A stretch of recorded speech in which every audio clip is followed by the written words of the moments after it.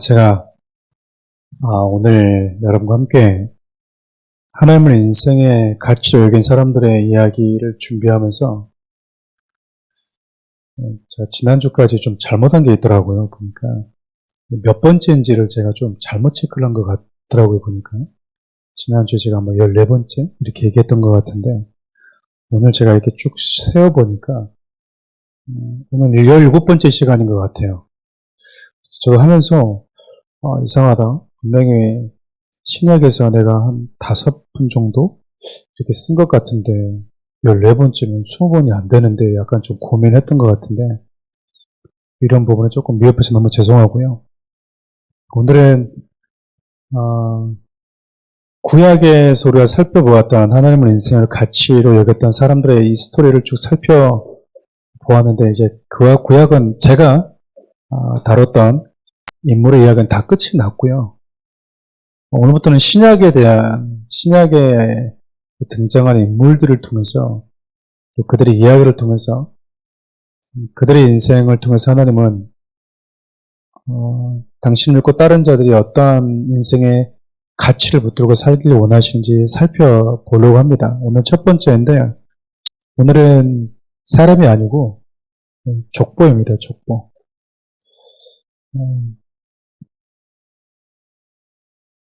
다 인물인데 이것만 인물이 아닙니다. 이제 우리 개혁 콘서트 보면은 가로사인가요? 나와가지고 전 사람이 아니모니다 그러는데 사람이 아니고요.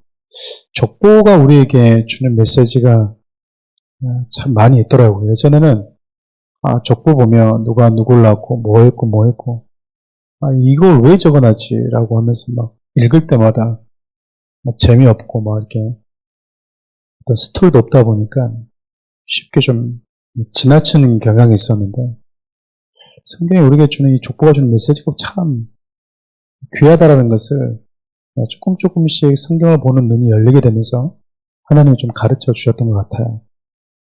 오늘 족보에 대한 얘기를 함께 나눌 텐데요. 우리 먼저 본문 말씀 하나 보고 시작하도록 하겠습니다. 마태복음 1장 1절인데 함께 읽겠습니다. 아브라함과 다윗의 자손 예수 그리스도의 계보라. 우리가 이제 게마트리아라고 하는데 그게 뭐냐면 유대인들은 그 이름에 숫자의 의미를 숨겨놓고 그 숫자 놀이를 참 많이 했다라고 그래요. 그래서 그 이름 안에 숫자 이 개념이 함께 담겨져 있다고 합니다. 그래서 족보를 보면 특별히 예수님의 족보가 담겨있는 마태복음 1장을 보면 자꾸 14대 14대로 자꾸 끊거든요. 그게 뭐냐면 다윗의 이름을 게마트리아라고 해서 숫자로 풀면 14라는 수가 나온다고 그래요. 이게 우리에게 알려주신 메시지가 예수가 왕의 후손으로 오신 분, 다윗의 후손으로 오신 분이 맞다라는 거. 왜냐면 구약에 보면 자꾸 다윗의 후손으로 오실 분 이렇게 얘기하거든요. 그래서 보면 성경에 보면 나사렛 예수여 다윗의 자손이여 이렇게 얘기하잖아요. 즉 마태복음은 성경을 모르고 있는 하나님을 모르는 율법도 모르는 이방인들을 대상으로 쓴 게 아니고 1차적인 수신자가 마태 공동체, 조금 더 여러분 이야기 쉽게 표현하면요 유대인 공동체였습니다. 이미 구약을 알고 있고 구약에 어떤 하나님의 약속이 있는지를 이미 알고 있는 사람들. 그래서 마태복음을 보면 성경을 응하게 하시려고라는 이 표현을 참 많이 등장해요. 우리는 성경에 응하게 하시려고라고 그럴 때 정확하구나.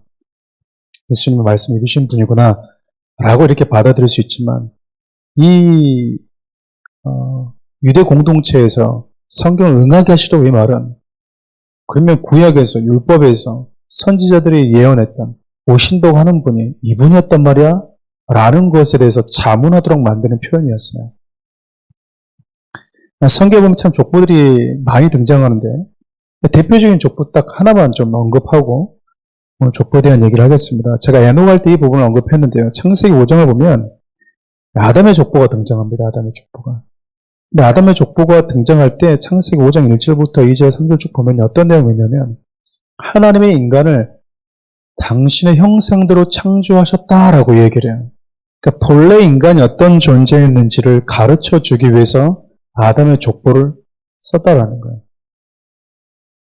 그러니까 원래 하나님께서 인간은 어떤 존재로 만드셨는가, 인간은 원래 어떤 존재인가, 이걸 알려주는 것이 아담의 족보의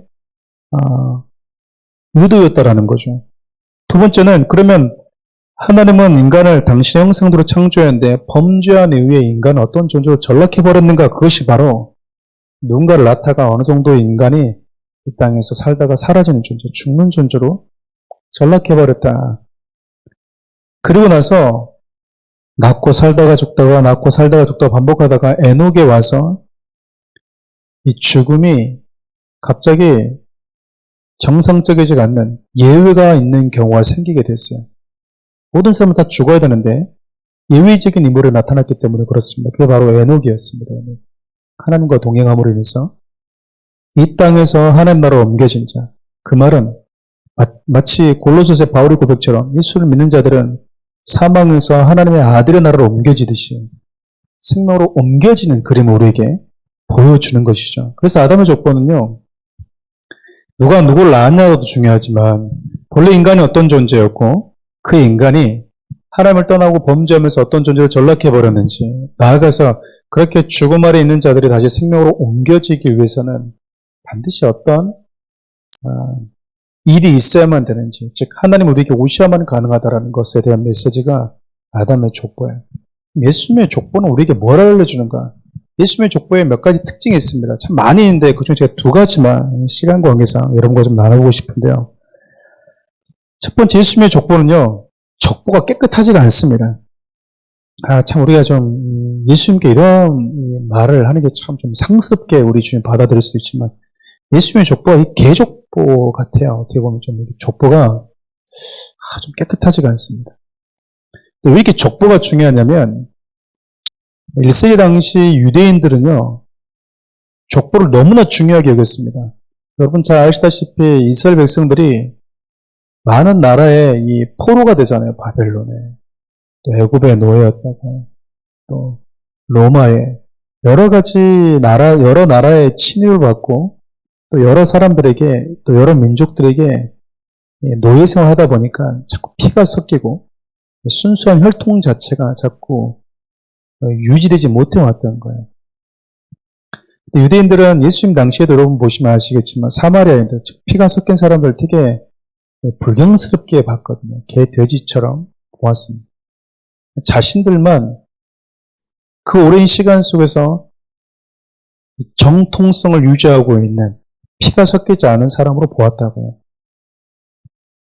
같은 유대 땅에 살고 있고 같은 유대의 이름을 갖고 있어도요, 자기들 나름대로의 뭐랄까요, 사람들 간의 차별을 두었던 거죠. 한참 이렇게 제사장직을 잘하고 있는데, 뭐야, 아버지가 사마리아인이었어? 아버지가 아수르인이었어? 그러면 여러분 제사장 못해요. 지금 우리나라가 정치인들이 막 친일 막 전쟁하면서 매국노 막 이렇게 하는데, 꼭 연좌제를 막 이렇게 씌우는 것처럼 이때 당시에도 이런 게 되게 강했다고요. 그래서 제사장을 하고 있더라도 우리 아버지가, 또 우리 할아버지가 피가 섞인 이방이다 그러면 제사장이나 특별히 레위인에 대한 이런 거룩한 성전에서 할 수 있는 모든 직임을 할 수가 없었습니다. 그래서 1세기 당시에는 이 족보 세탁을 그렇게 많이 했다라고 그래요. 돈 주고 족보를 바꾸든지. 족보 바꿔봐야 그나 우리나 다 똑같은, 죄인의 족보인 건 똑같은데 사람들 그런 인식을 갖고 있었다라는 거예요. 그런 인식을 가지고 또 그런 인식에 팽배해져 있는 예수님 당시에 하나님의 아들로 왔다라고 하는, 우리를 구원하기 위해서 오신 순결한 죄 없으신 하나님의 아들이라고 하신 예수님의 족보가 정말 더러웠습니다. 그러니까 족보 자체가 깨끗하지가 않았다고요. 그러니까 저는 참 이런 걸 보면 너무 웃긴 게 뭐냐면요, 눈 가리고 아우하는 식의 신앙인 건데, 우리 조상이 뭐야, 이방인과 섞였어? 그럼 나는 어떡하지? 근데 이들이 믿고 있었던 건 뭐냐면 아브라함이 자기들의 이 시작이라고 믿거든요. 아브라함이. 그리고 남유다 혈통으로 야곱의 12아들, 12지파를 통해서 또 이렇게 만들어진 민족이라고 보거든요. 근데 우리 알다시피 이 족보에 등장한 첫 번째 사람이었던 아브라함부터 여러분 상당히 깨끗하지 않은 사람이었어요. 여러분 잘 알다시피 아브라함과 이삭의 공통적인 특징이 뭐냐면 자기 살겠다고 아내 팔아먹은 사람이잖아요. 네, 당당하게 내 아내입니다. 자기 아내 지키지 못하고 내 아내가 성적으로 다른 사람과 그냥 하룻밤 자든지 말든지 내어주는, 나는 살기 위해서 그렇게 기꺼이 내가 살 수 있다면 아내도 다른 남자 품에다가 보낼 수 있는 사람들이었다고. 비겁한 사람들이었죠. 당당한 사람들이 아니었어요. 야곱은 여러분 또 자기 복 받겠다고 아버지 속이고 형 속이고 삼촌 속였다. 말 그대로 사기꾼입니다. 사기꾼. 유다는 또 어떻습니까 여러분? 변장하고 있는 자기 며느리가 자기 며느리인지도 모르고 창녀인 줄 알고 하룻밤 잤어요. 그러니까 자기 며느리인 것도 문제지만 아니었으면 그냥 창녀랑 하룻밤 자려고 했던 사람이었다고요. 만약 여러분 제가 막 이렇게 불경거나 이 매춘부랑 잠을 자러 갔다 김현 목사가 여러분 저를 목사로 인정할 것 같습니까?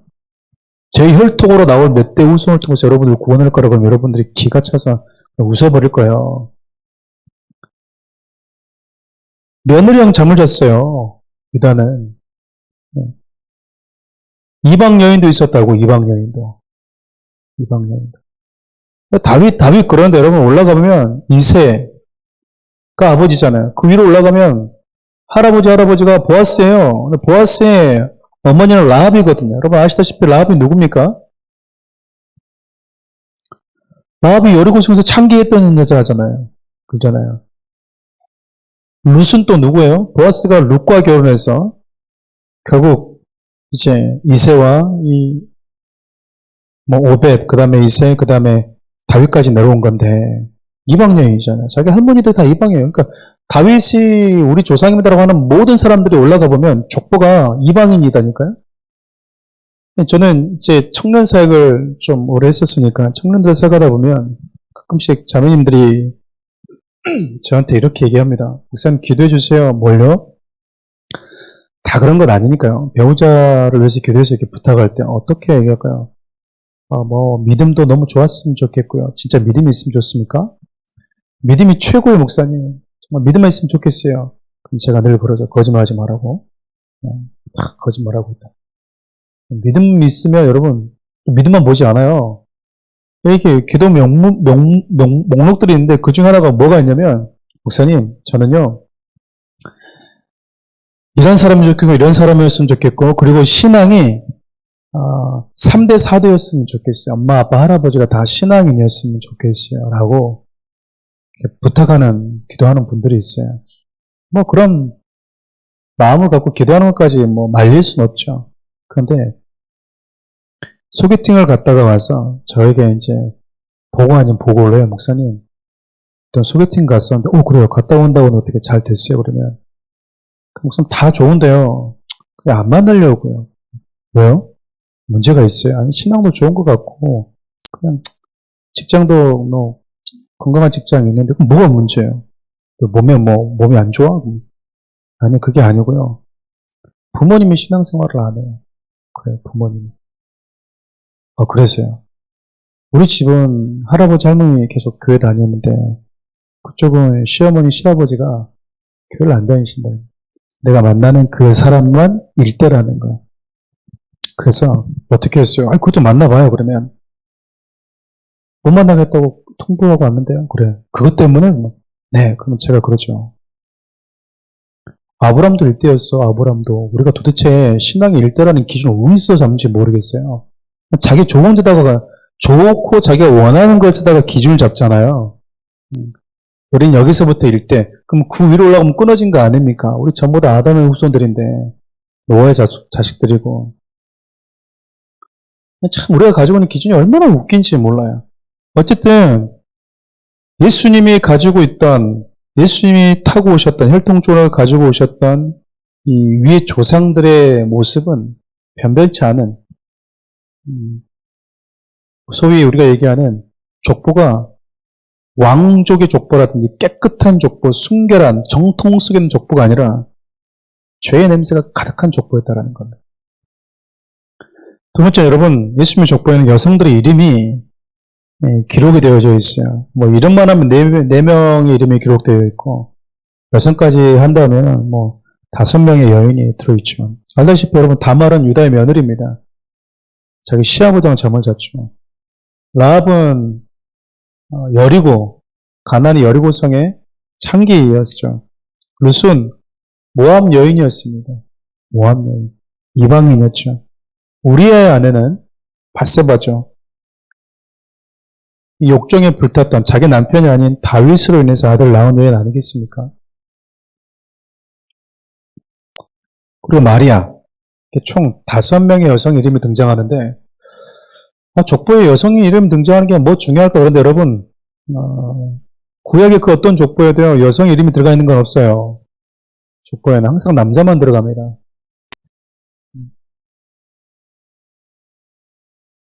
그러니까 지금 여기에 여성이 족보에 들어가 있다는 것은 여러분 이 족보 작자 되게 파격적이라는 거예요. 아주 파격적인 족보를 지금 사용하고 있는 거예요. 그럼 예수님이 족보를 통해서 우리에게 알려주고 싶어 했던 메시지가 뭐냐? 첫째는 여러분, 인간은 다 부족하고 냄새나는 존재라는 거예요. 우리 에레미야 2장 22절 한번 읽어볼까요? 주의 말씀이니라 내가 잿물로 스스로 씻으며 내가 많은 비누를 쓸지라도 내 죄악이 내 앞에 그대로 있으리니. 여러분, 에레미야 보면 어떤 말씀이냐면 만물보다 부패한 게 인간의 마음이다. 즉 썩은 냄새, 그 어떤 쓰레기장보다도 더 냄새가 많이 나는 게 인간이라는 거예요. 인간을 파헤치고 파헤치자 여러분 냄새밖에 안 나요. 뭐 저도 똑같습니다. 성경이 그렇게 얘기하거든요. 좋게 말해서 만물보다 심히 부패한 게 사람의 마음이다라는 거지 정말로 얘기하면 세상에서 가장 쓰레기장 같은 곳이 사람의 마음이라는 거예요. 그만큼 냄새나는 죄악으로 가득한 본질적인 죄성으로 가득한 냄새나는 존재라는 겁니다. 근데 우리 주님이 그런 냄새나는 인간의 족보를 타고 오셨다는 것은 우리에게 가르쳐주고 싶어하는 또 시사하는 중요한 메시지가 있기 때문에 그래요. 그렇게 냄새나는 존재인데 우리 주님은 그런 존재를 당신의 족보 안에 가족 공동체 안에 기꺼이 초대하기를 원하셨다라는 거죠. 마태복음 12장 50절을 보면요. 예수님이 가족 공동체에 대한 정의 이렇게 하십니다. 한번 읽어볼까요? 누구든지 하늘에 계신 내 아버지의 뜻대로 행하는 자가 내 형제요 자매요 어머니니라 하시더라. 여러분 우리는 적어도 그리스도인들은 이 가족 공동체에 대한 가족에 대한 정체성, 가족관이 분명해야 됩니다. 혈통으로 맺어진 것도 가족이지만 예수님은 혈통으로 맺어진 가족 이외에 또 하나의 가족 공동체 우리에게 말씀하셨거든요. 그게 바로 하나님을 아버지로 믿는 자들이에요. 하나님을 아버지로 믿는 자들. 우리 보면 뭐 어떤 분들은 중국을 욕하는 분들이 있고요. 북한을 욕하는 분들이 있고 어떤 분들은 일본을 막 친일 매국노라고 막 말하는 분들이 있거든요. 지금도 보면 우리 안에 일본에 대한 이 분노가 경기해도 지면 안 돼요. 일본하고 경기하고 지우고 오면 살아서 돌아오면 안 되는 사람들처럼. 질 수 있지 않습니까? 뭐, 꼭 이길 수는 없잖아요. 뭐, 이기고 싶다고 해서 이기는 건 아니니까. 근데 그런 언론의 그런 필터 없는 그런 뭐랄까요. 세상이 우리에게 말해주는 그런 의견들이 너무 그리스도인들이 아무런 분별 없이 받아들인다라는 거예요. 여러분, 그리스도인들에게서 일본은요, 죽어야 될 대상이 아니에요.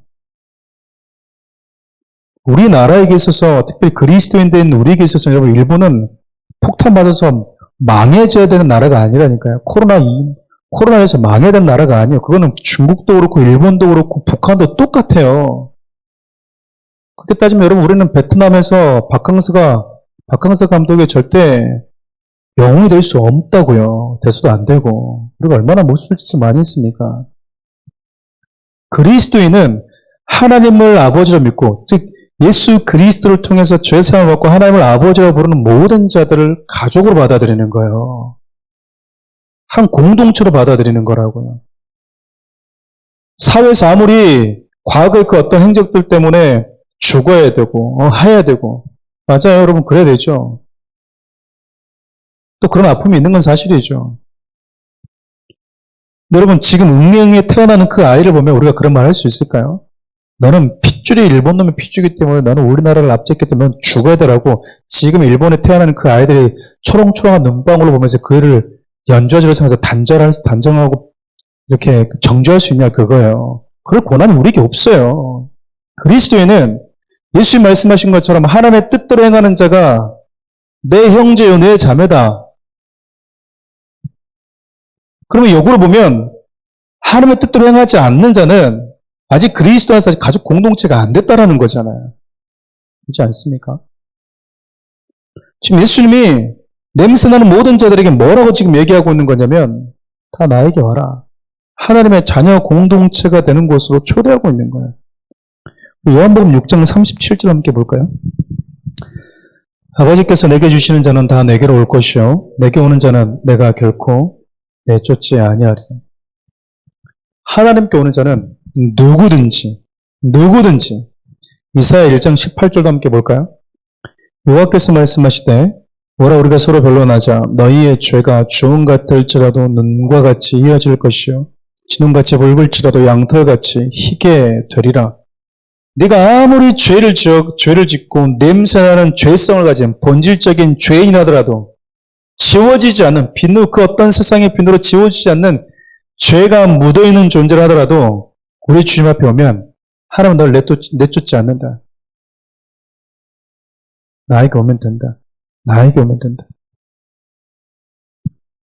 그러니까 이 예수님의 족보는 너희들이 하나님을 떠남으로 해서 얼마나 죄인된 냄새나는, 너희들이 그렇게 자랑했던 아브라함도 다윗도 유다도 야곱도 다 냄새나는 죄인들이었다. 다 죄인들이었다. 그런데 우리 주님이 당신의 족보를 이야기하면서 나는 성령으로 잉태했어. 너희들하고는 급이 다르고 혈통도 달라라고 말할 수 있는데,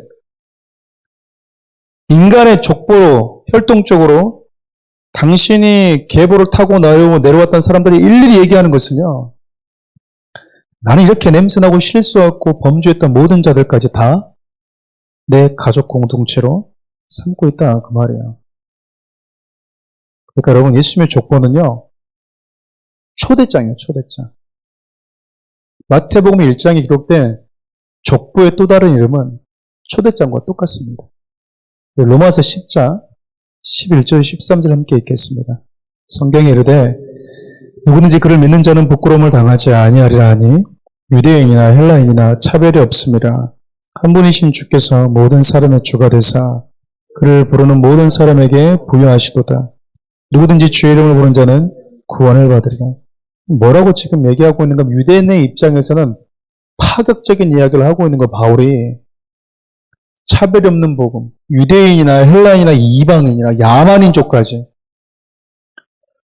우리를 위한 거여야 되는데, 선민된 이스라엘인 우리를 위해서 준비되어져야 되는 건데, 예수님은 바울 통해서 뭐라고 말하고 있냐면 이 복음은 차별이 없어. 너희가 유대인이든지 정통 유대인이 아니든지 야만인이든지 이방인이든지 이 복음은 누구에게도 차별이 없다라는 거야. 누구든지 예수 안에 있으면 너는 조금 더 큰 죄를 지었는데 너는 좀 죄를 좀 덜 지었네. 너는 상대적으로 조금 깨끗하네. 이런 거 없다라는 거야. 누구든지 예수 그리스도를 통해서 하나님의 자녀 공동체, 가족 공동체가 될 수 있다는 겁니다. 우리는 자꾸 무언가를 들으면서 살아가요. 지금 저와 여러분들도 하나님의 말씀을 듣고 있어요.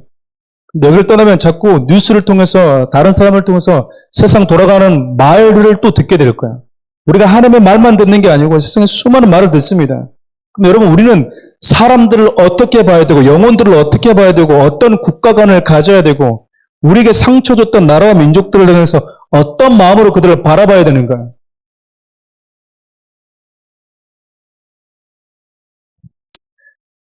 저는 그냥 다른 뜻이 아니고요. 나 모르는 사람이 나를 때렸을 때보다 우리 형님이 나를 때리면 기분이 나쁠 것 같아. 그렇지 않나요? 그냥 지나가다가 나 모르는 사람이 기분 나빠가지고 막 이렇게 시부타고 막 나를 때리는 것도 슬프지만 우리 형님이 막 나를 막 이렇게 때리는 게 더 상처가 될 것 같아. 그러고 보니까 제가 제 동생을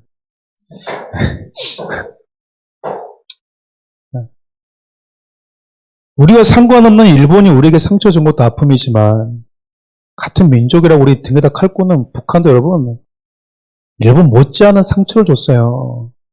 민족이 민족을 주겠습니까? 그럼에도 우리가 여러분 북한을 바라볼 때는요.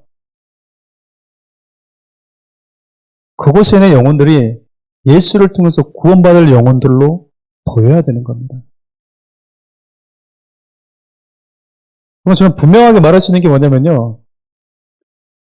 전 세계적인 이 정세를 보세요, 여러분. 국가 돌아가는 걸 한번 보세요. 어떤 것이든지 간에 사탄이 그 이면에 항상 우리 신앙을 갉아먹고 있어요. 그게 자유민주주의도 마찬가지지만. 여러분, 사단이 마지막 시대에 주님의 몸된 교회를 향해서 핍박하고 그리고 하나님의 교회를 대적하기 위해서 사단이 사용하고 있는 이념과 사상이요. 여러분 공산주의, 사회주의 100% 맞다고요. 로마 시대는 여러분 독재였거든요. 로마가 하나님이었어요. 로마가 하나님이었잖아요. 황제가 하나님이었잖아요. 바벨론 왕은 느부갓네살도 본인이 하나님이었다고요. 히틀러도 독재였잖아요.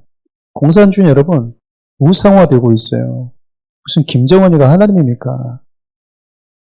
그런 사회주의, 공산주의 이념은 여러분 하나님을 예배하는 자들과 하나님을 예배하고자 하는 자들을 핍박할 수밖에 없다고 사단이 사용하고 있는 거예요. 저는 우리나라가 사회주의화 되어져 가고 있는 거라든지 그리고 북한이나 중국이 가지고 있는 그 사상에 저는 100% 반대예요. 100% 반대. 가서 기업 간에 건강하고 균형적인 뭔가를 할 수 있겠지만 사상적인 거는 결코 용납해서는 안 된다고 생각합니다. 그럼에도 그 잘못된 왜곡된 그 탐욕가들에 의해서 사고가 지배받고 있는 그 어린아이들. 아침에 잠깐 뉴스 보니까 중국에 있는 그 4살짜리 아이들이 평행봉에 매달려가지고 올림픽 금메달 따기 위해서 그때부터 평행봉 매달려가지고 하고 있는데 여러분, 우리 막둥이보다 나이가 어리거든요. 팬티 바람만 입고 막 매달려 있어요. 애들이 막 힘든데. 걔들은 뭔지인가 싶은 거야. 그렇게 사상이 찌들어 있고 죄악된 사상, 하나님을 반대하는 사상, 그런 자들에게 하나님은요, 저와 여러분들을 통해서 그들에게도 하나님의 가족 공동체로 초대하고 있다는 겁니다. 말씀을 정리하겠습니다. 족보는 사람이 아니에요. 그렇지만 이 족보가 우리에게 알려주는 아주 중요한 메시지가 그겁니다.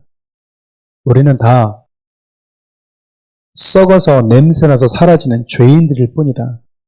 그런데 이렇게 냄새나는 존재를 하나님이 예수 그리스도를 통해서 당신의 족보 안에 넣으셨다. 즉 가족 공동체 안에 넣으셨다. 족보라는 것은 가족이잖아요. 우리 족보 보면 할아버지가 누군지 알잖아요. 그럼 이분 우리 할아버지구나. 우리가 부를 수 있거든요. 예수님의 족보에 내 이름이 있다는 것은요. 주님이 나를 당신의 가족 공동체로 삼아 주셨기 때문에 비로소 가능한 거야. 그러면 나의 어떠함이 주님의 가족 공동체가 되도록 하는 것이 나의 어떠함, 즉 나에게 어떤 의의가 없다는 것을 우리가 알고 있다면 예수님의 가족 공동체 안에 들어오지 못할 사람은 아무도 없다는 거 아니겠습니까? 누구든지. 그래서 저는 사랑하는 우리 교회 성도들이 하나님의 가족 공동체가 될 수 있었던 것이 연약하고 죄인된 가능성 없는 냄새나는 나를 당신의 볼로 씻기셔서 당신의 가족 공동체로 부르신 예수님의 은혜였다라는 사실을 먼저 믿고 여전히 하나님을 아버지라고 부르지 못한 채 살아가는 영적인 이 세상의 고아들에게 누구든지 주님 앞에 나오면 하나님이 너희 아버지가 되어주신다라고 결국 그것이 저와 여러분들에게 주어진 초대장을 들고, 복음이라는 초대장을 들고 이 세상 속에서 살아가야 되는, 먼저 하나님의 가족 공동체로 부름받은 자들의 거룩한 책무가 아니겠습니까? 한번 기도합시다.